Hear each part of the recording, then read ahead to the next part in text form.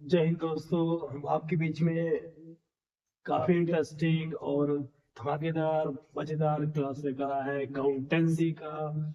कुछ इम्पोर्टेंट जो टॉपिक हम पढ़ाएंगे, जो हमने चैप्टर पढ़ा है उसको इजीली कैसे हम क्वालिफाई कर पाएंगे, थोड़े थोड़े नंबर से कैसे गेन करेंगे, कैसे हम लिखेंगे तो गेन करेंगे और हम एग्जाम को क्वालिफाई कर सकते हैं। जो बहुत बच्चे के अंदर डरते हैं कि कैसे एग्जाम को क्वालिफाई करेंगे, तो ये थोड़े थोड़े नंबर से कैसे वो गेन करके हम एग्जाम को पास कर सकते हैं। तो वो टॉपिक आज बताने वाला हूँ, टॉपिक और टॉपिक से कैसे हम उसको करेंगे हैंडल, तो उससे हम मार्क्स गेन कर सकते हैं। तो काफी इंटरेस्टिंग सेशन होने वाली है, बहुत अच्छी होने वाली है।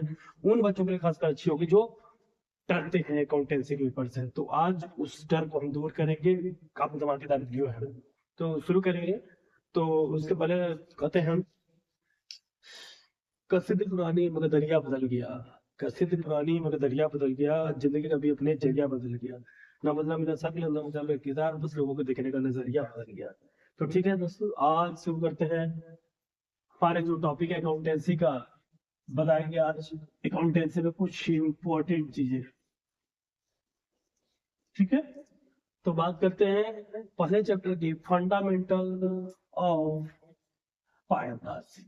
फंडामेंटल ऑफ पार्टनरशिप की बात करते हैं।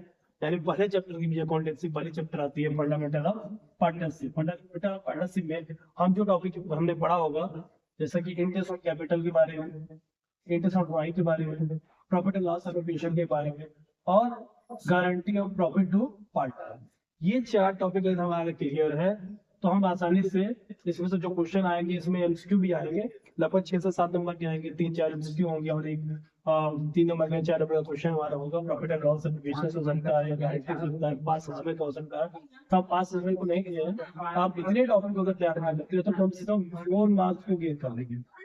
एमसीक्यू भी आएंगे तो 2-3 अगर एमसीक्यू कर लेते हैं और एक बड़े बड़े क्वेश्चन आते हैं तो इससे निकलते हैं, कम से कम 4 नंबर आप गेन कर सकते हैं इस चैप्टर से, अगर इतने टॉपिक को आप प्रिपेयर कर लेते हैं तो।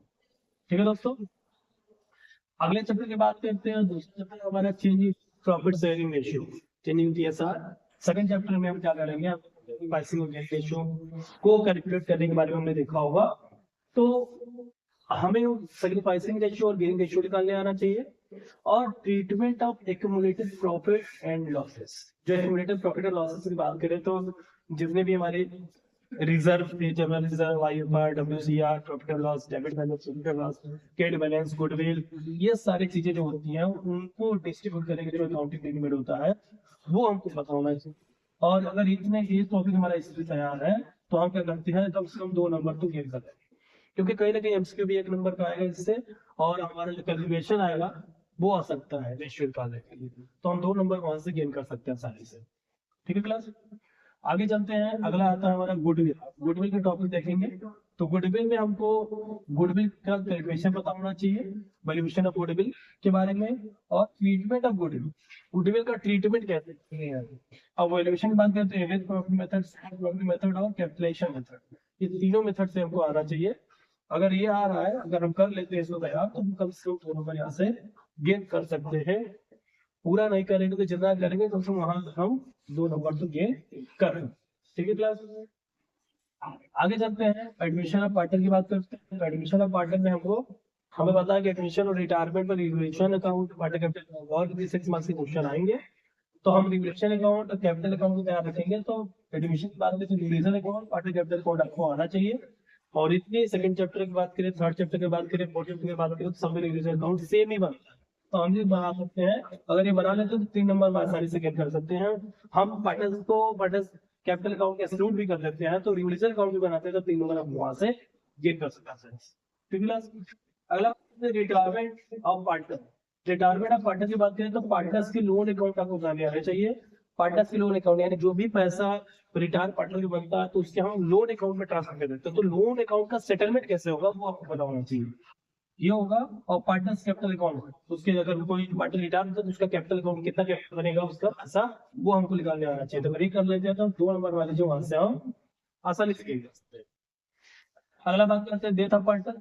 डेथ ऑफ पार्टनर में जो पार्टनर डेथ करता है, कैलकुलेशन ऑफ प्रॉफिट, उसका प्रॉफिट कैसे कैलकुलेट होगा उसे कैलकुलेट करना आना चाहिए। Calculation of profit, disease partner and capital, और उसके डिजीज पार्टनर, जो पार्टनर डेथ कर जाता है उसे हम डिजीज पार्टनर करते हैं। डिजीज पार्टनर का प्रॉफिट कैसे निकलेगा वो हमको पता होना चाहिए, और कैपिटल अकाउंट कैसे बनेगा वो हमको पता होना चाहिए। अगर ये कर लेते हैं तो वहां से मान लेते 2 नंबर यहाँ से गेन कर लेंगे आप।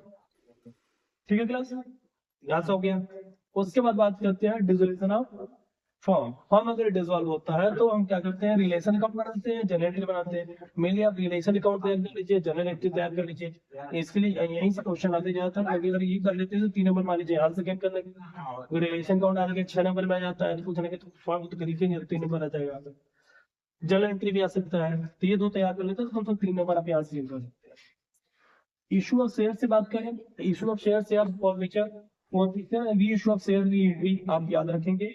और asset of balance sheet, asset of balance sheet आता है 3 से 4 नंबर में, ये आप ध्यान रखेंगे। कम से कम इसको कर लेते हैं तो 5 नंबर मान लीजिए यहाँ से गेन कर सकते हैं आसानी से।